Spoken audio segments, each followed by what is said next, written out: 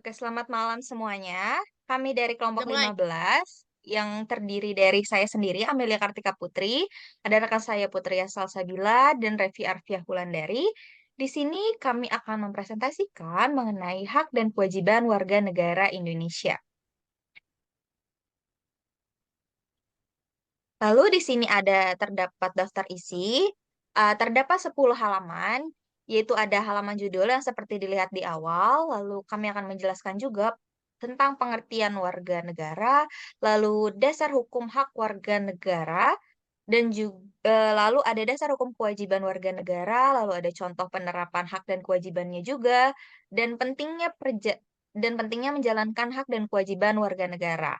Lalu kami juga menjelaskan tentang tantangan dalam menerapkan hak dan kewajiban, lalu ada peran kita sebagai warga negara, lalu akan ada kesimpulan dan diakhiri dengan referensi yang kita ambil untuk mengisi PPT ini. Next. Ini akan dipresentasikan oleh rekan saya, itu Putri Salsabila. Terima kasih atas waktunya. Nah, di sini saya akan menjelaskan hak dan kewajiban negara, yaitu ada pengertian warga negara. Warga negara adalah rakyat yang menetap di suatu wilayah dan rakyat tertentu dalam hubungannya dengan negara. Dalam hubungan antara warga negara dengan negara, warga negara mempunyai kewajiban-kewajiban terhadap negara dan sebaliknya. Warga negara juga mempunyai hak-hak yang diberikan dan dilindungi oleh negara. Menurut AS Hikam, warga negara merupakan terjemahan dari citizenship. Citizenship adalah anggota dari sebuah komunitas yang membentuk negara itu sendiri. Secara singkatnya, Querniat Manto S mendefinisikan warga negara dengan anggota negara. Sebagai anggota negara, seorang warga negara mempunyai kedudukan yang khusus terhadap negaranya. Ia mempunyai hubungan hak dan kewajiban yang bersifat timbal balik terhadap negaranya. Oke, di sini aku akan melanjutkan. Ada hak-hak warga negara, pasal 27 ayat 2 dan 3. Satu, tiap-tiap warga negara berhak atas pekerjaan dan penghidupan yang layak bagi kemanusiaan. Dua, setiap warga negara berhak dan wajib ikut serta dalam upaya pembelaan negara. Kedua ada pasal 28A, setiap orang berhak untuk hidup serta berhak mempertahankan hidup dan kehidupannya. Yang ketiga ada pasal 28B ayat 1 dan 2. Satu, setiap orang berhak membentuk keluarga dan melanjutkan keturunan melalui perkawinan yang sah. Dua, setiap anak berhak atas kelangsungan hidup, tumbuh dan berkembang, serta berhak atas perlindungan dari kekerasan dan diskriminasi. Empat, ada pasal 28C ayat 1 dan 2. Setiap orang berhak hidup sejahtera lahir dan batin, bertempat tinggal dan mendapatkan lingkungan hidup baik dan sehat, serta berhak memperoleh pelayanan kesehatan. Dua, setiap orang mendapatkan kemudahan dan perlakuan khusus untuk memperoleh kesempatan dan manfaat yang sama guna mencapai persamaan dan keadilan. Yang kelima ada pasal 28D ayat 1, 2, dan 3. Satu, setiap orang berhak atas pengakuan jaminan perlindungan dan kepastian hukum yang adil serta perlakuan yang sama di hadapan hukum. Kedua, setiap orang berhak untuk bekerja serta mendapatkan imbalan dan perlakuan yang adil dan layak dalam hubungan kerja. Ketiga, setiap warga negara berhak memperoleh kesempatan yang sama dalam pemerintah. Yang keenam ada pasal 28E ayat 1, 2, dan 3, yaitu satu, setiap orang bebas memeluk agama dan beribadah menurut agamanya, memilih pendidikan dan pengajaran, memilih pekerjaan, memilih kewarganegaraan, memilih tempat tinggal di wilayah negara dan meninggalkannya, serta berhak kembali. Dua, setiap orang atas kebebasan meyakini kepercayaan, menyatakan pikiran dan sikap sesuai dengan hati nuraninya. Ketiga, setiap orang berhak atas kebebasan berserikat, berkumpul, dan mengeluarkan pendapat. Yang ketujuh, ada pasal 28F, yaitu setiap orang berhak untuk berkomunikasi dan memperoleh informasi untuk mengembangkan pribadi dan lingkungan sosialnya, serta berhak untuk memperoleh, memiliki, menyimpan, mengolah, dan menyampaikan informasi dengan menggunakan segala jenis saluran yang tersedia. Yang ke-8, ada pasal 28G ayat 1 dan 2. Satu, setiap orang berhak atas perlindungan diri pribadi, keluarga, kehormatan, martabat, dan harta benda yang di bawah kekuasaannya, serta berhak atas rasa aman dan perlindungan dari ancaman ketakutan untuk berbuat atau tidak berbuat sesuatu yang merupakan hak asasi. Kedua, setiap orang berhak untuk bebas dari penyiksaan dan perlakuan yang merendahkan derajat martabat manusia dan berhak memperoleh dapat berhak memperoleh suara politik dari negara lain. Yang kesembilan, pasal 28H1, setiap orang berhak hidup sejahtera lahir batin, bertempat tinggal, dan mendapatkan lingkungan hidup baik dan sehat serta berhak memperoleh pelayanan kesehatan. Kedua, setiap orang mendapatkan kemudahan dan perlakuan khusus untuk memperoleh kesempatan dan manfaat yang sama guna mencapai persamaan dan keadilan.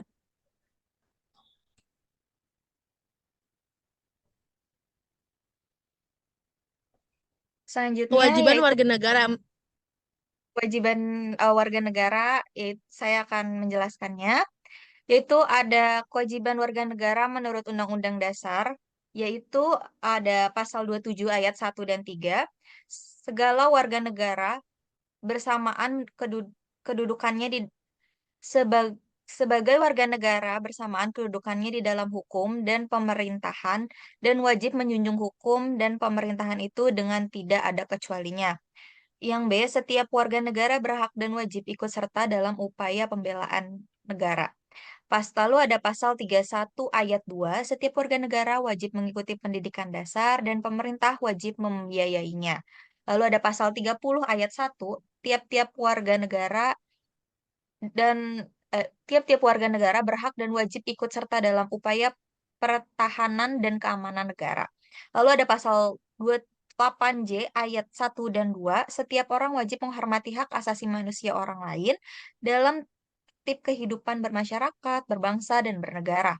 Lalu yang B, dalam menjalankan hak dan kebebasan, setiap orang wajib untuk tunduk kepada pembatasan yang ditetapkan dengan undang-undang dengan maksud semata-mata untuk menjamin pengakuan serta penghormatan atas hak kebebasan orang lain dan untuk memenuhi tuntutan yang adil sesuai dengan pertimbangan moral, nilai-nilai agama, keamanan, dan ketertiban umum dalam suatu masyarakat demokratis. Next.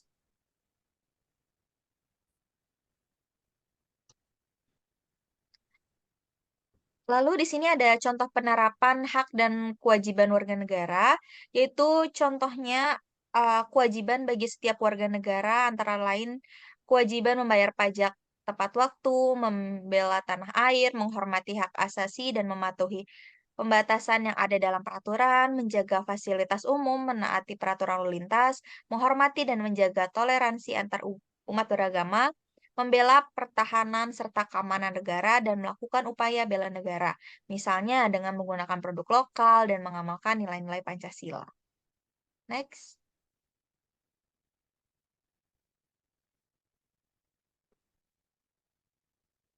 Lalu di sini ada contoh penerapan hak dan kewajiban warga negara, yaitu dalam kasus nyatanya ya, yaitu menggunakan kekerasan atau main hakim sendiri di lingkungan masyarakat.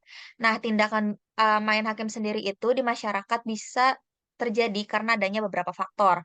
Faktor yang menyebabkan masyarakat melakukan tindakan tersebut karena adanya pemahaman serta kesadaran masyarakat yang kurang tentang hukum serta kekhawatiran masyarakat tentang kasus pencurian, penegakan hukum yang lemah dan ketidakpercayaan masyarakat kepada penegak hukum. Upaya kepolisian dan masyarakat untuk mencegah tindakan main hakim sendiri dapat dilakukan dengan beberapa cara, yaitu upaya preventif sebelum kejahatan terjadi. Misalnya, upaya peningkatan ketegasan polisi dalam mengatasi kasus pencurian, pelaksanaan dan penguatan tuntunan agama, sosialisasi Kamtibmas oleh Polri, ronda tiap RT, dan patroli pada jam-jam rawan.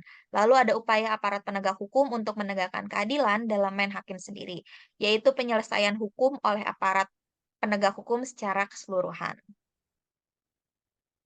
Next. Pentingnya menjalankan hak dan kewajiban. Di sini ada dampak positifnya, yaitu apa sih yang terjadi jika hak dan kewajiban dijalankan dengan baik oleh masyarakat?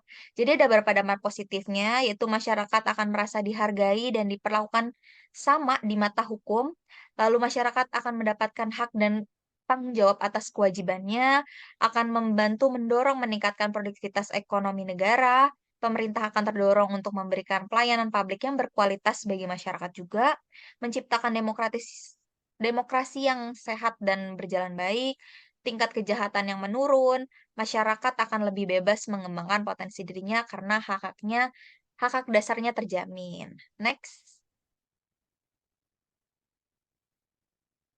Lalu di sini ada dampak negatifnya. Apa sih yang terjadi jika hak dan kewajiban masyarakat itu tidak dijalankan?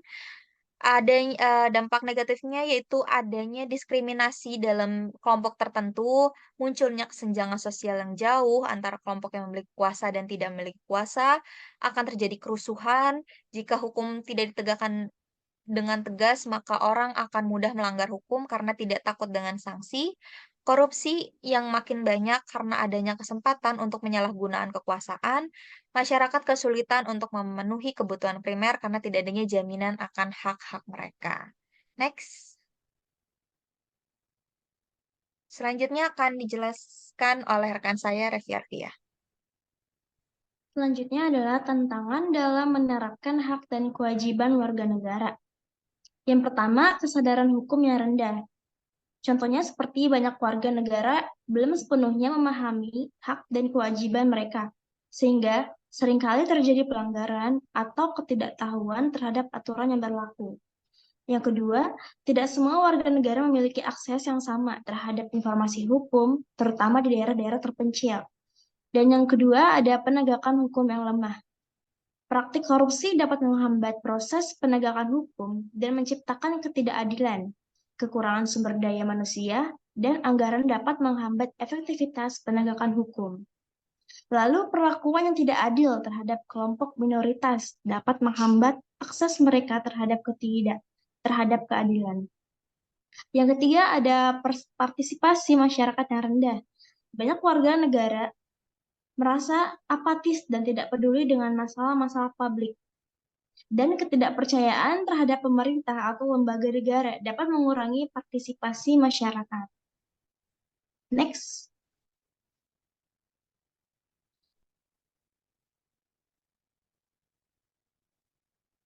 Next.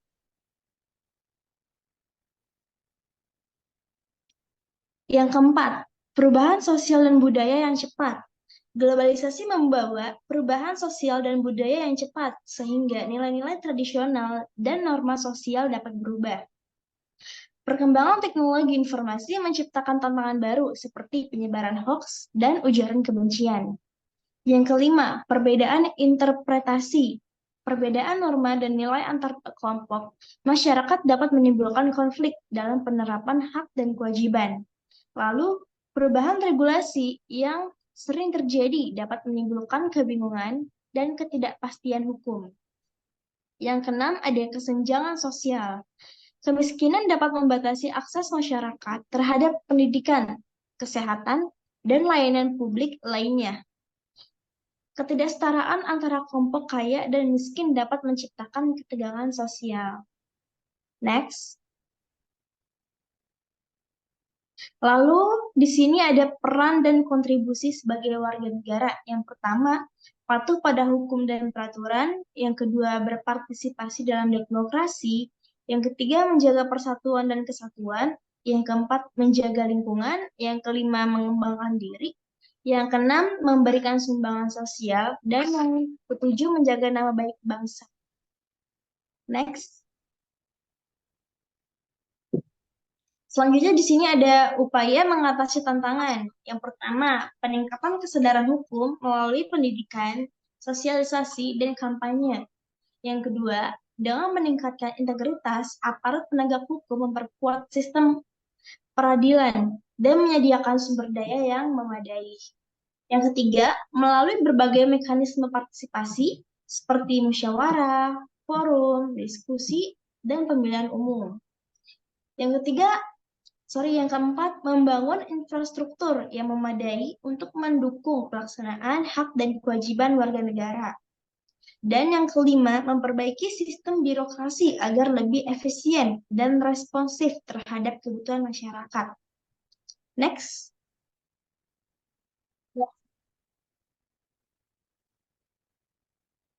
Dan yang terakhir, untuk kesimpulannya adalah hak dan kewajiban warga negara merupakan dua sisi yang tidak dapat dipisahkan.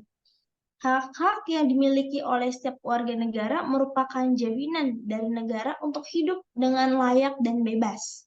Sementara itu, kewajiban merupakan bentuk tanggung jawab warga negara terhadap negaranya. Lalu, hak warga negara adalah segala sesuatu yang secara hukum boleh dilakukan oleh seorang warga negara. Dan kewajiban warga negara adalah segala sesuatu yang harus dilakukan oleh seorang warga negara. Dan yang terakhir adalah hak dan kewajiban warga negara merupakan fondasi bagi terciptanya masyarakat yang adil dan sejahtera. Dengan memahami dan menjalankan hak serta kewajiban dengan baik, kita dapat membangun negara yang lebih baik untuk generasi mendatang.